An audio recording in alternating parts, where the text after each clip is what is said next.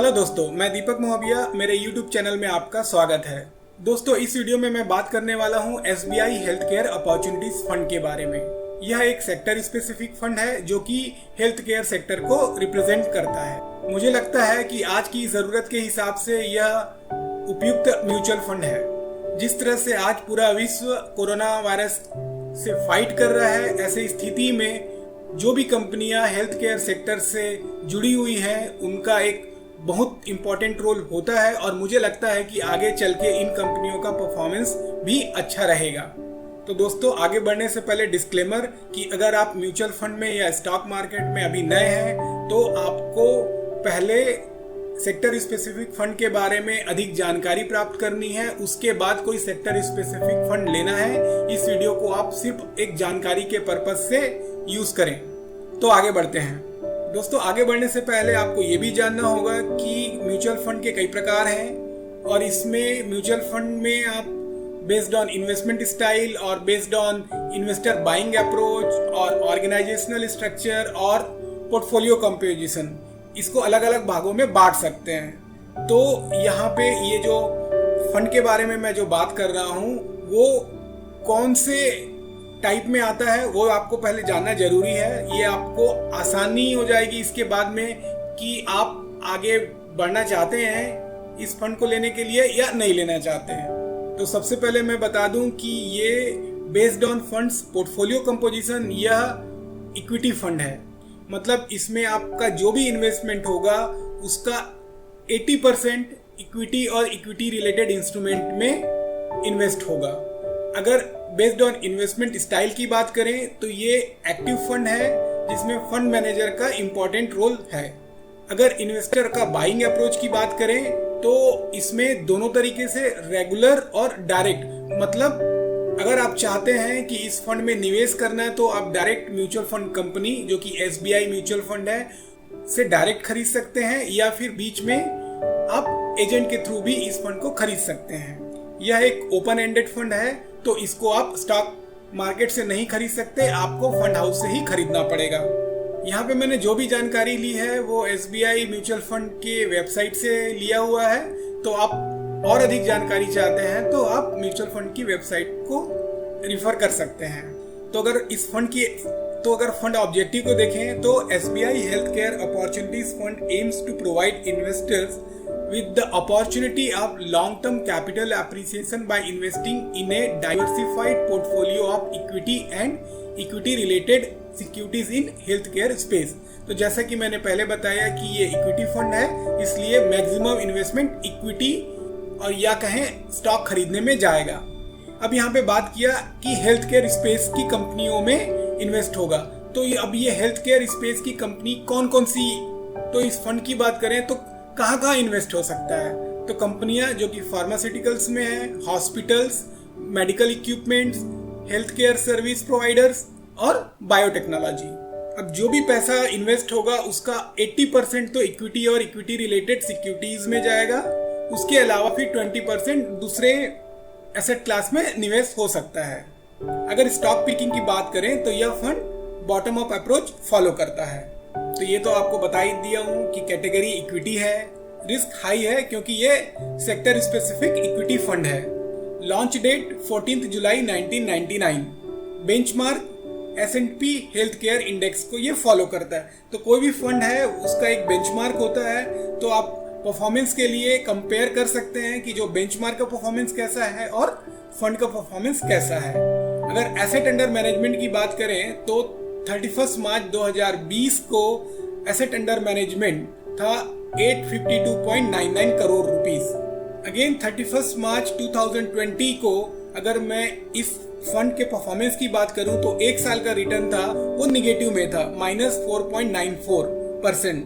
तो आपको यहाँ पे ये समझना है कि पिछला 1 साल हो, 2 साल हो, 3 साल, 4 साल, 5 साल, इम्पॉर्टेंट यहाँ पे ये है कि आज की स्थिति क्या है। तो पहले का परफॉर्मेंस आप देख सकते हो, ठीक है निगेटिव होगा, लेकिन इम्पोर्टेंट है कि आगे कैसा परफॉर्म कर सकता है। और कोरोना वायरस की स्थिति के कारण जो भी इस स्पेस में कंपनियां हैं उन कंपनियों का कंजम्पशन ज़्यादा होगा, डिमांड ज़्यादा रहेगा, तो उन कंपनियों का परफॉर्मेंस दूसरे और कंपनियों के परफॉर्मेंस की तुलना में अच्छा रहेगा। तो आप सोच सकते हैं इसमें इन्वेस्ट करना। तो यहाँ पे अगर रिटर्न की बात करें तो क्लियर यहाँ पे 1 साल का रिटर्न जो है वो निगेटिव पे है, जो कि -4.94% है। वहीं अगर 3 साल के रिटर्न की बात करूँ तो वो भी निगेटिव पे ही रहा है, -6.2%। 5 साल का रिटर्न, तो 5 साल का रिटर्न भी वही है, -3.98%। तो ये पिछले 5 साल में इस फंड का परफॉर्मेंस निगेटिव रहा है। लेकिन अगर सिंस इंसेप्शन की बात करें, मतलब जब से ये फंड लॉन्च हुआ है तब से लेके आज तक की बात करें, तो इस फंड का परफॉर्मेंस है 13.84%। तो अब आपको ये समझना है कि मैं ये बोल रहा हूँ जब 99 में ये फंड ओपन हुआ था और उसके बाद से अभी तक का परफॉर्मेंस 13.84% है, तो क्या इसका मतलब ये कि उस समय जो पैसा जमा किए थे उसके बाद में अभी उसमें सिर्फ 13.84% का रिटर्न आया है? ऐसा नहीं है। ये CAGR की मैं बात कर रहा हूँ, तो 13.84% अच्छा रिटर्न माना जाता है। ये सभी इंफॉर्मेशन कंपनी की वेबसाइट से ही है, तो आप कंपनी की वेबसाइट को रिफर कर सकते हैं अधिक जानकारी के लिए। ये 1 साल का चार्ट है जो कि डायरेक्ट प्लान ग्रोथ का है। तो यहाँ पे आपको ये भी समझना पड़ेगा कि डायरेक्ट प्लान ग्रोथ या फिर रेगुलर प्लान ग्रोथ, ये सभी अलग अलग फंड टाइप के कारण इनका NAV अलग अलग हो सकता है। तो यहाँ पे डायरेक्ट प्लान ग्रोथ का है जिसका 23 अप्रैल 2020 को NAV वैल्यू था 148.0535 और यहाँ पे 1 साल का चार्ट है। तो 1 साल के चार्ट में अगर आप देखोगे तो मई 2019 में ये करीब 130 के लेवल पे था और उसके बाद में फिर अक्टूबर 2019 में 110 से 120 के लेवल पे रहा, जो कि और फिर उसके बाद में ये बढ़ने लगा। लेकिन फिर जनवरी फरवरी में, तो यहाँ पे आप सीधा यहाँ से आप देख सकते हो कि जनवरी से लेके मार्च तक आगे बढ़ा था और उसके बाद में जैसे ही इंडिया में केसेस आए कोरोना वायरस के और इंडिया मार्केट गिरने लगा, तो फिर ये जो है ये भी गिरा और 110 के लेवल पे आ गया था। लेकिन 110 के लेवल के बाद में फिर से इसने एक बहुत अच्छी रफ्तार पकड़ी है और अभी 148.0535 के लेवल पे है।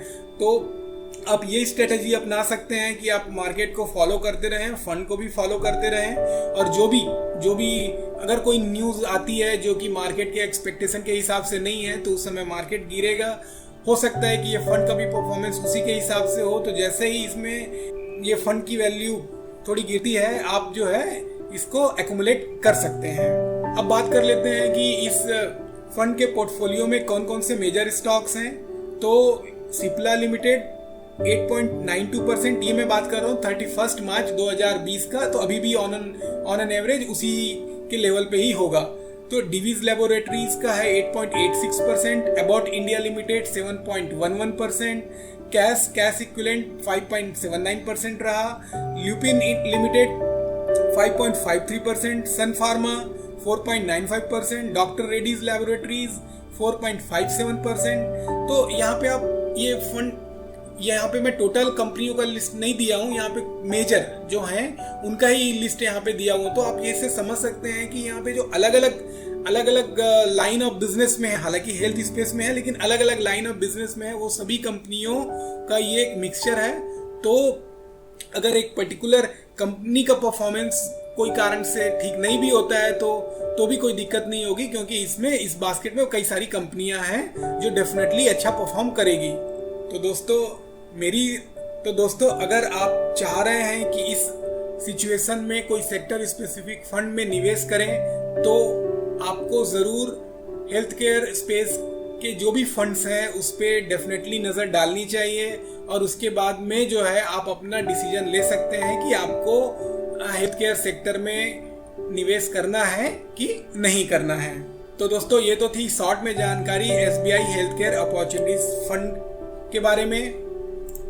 दोस्तों अगर आप मेरे चैनल को सब्सक्राइब करके नोटिफिकेशन ऑन करोगे तो जब भी मैं कोई नया वीडियो अपलोड करूंगा आपके पास में नोटिफिकेशन के तौर पे उपलब्ध हो जाएगा और आप मेरे वीडियो से फ़ायदा उठा सकते हैं। दोस्तों आप मेरे वीडियो को अपने दोस्तों में भी ज़रूर शेयर करें ताकि वो भी इसका फ़ायदा उठा सके। अभी के लिए दोस्तों इतना ही, इंतज़ार करिए मेरे अगले वीडियो का। धन्यवाद।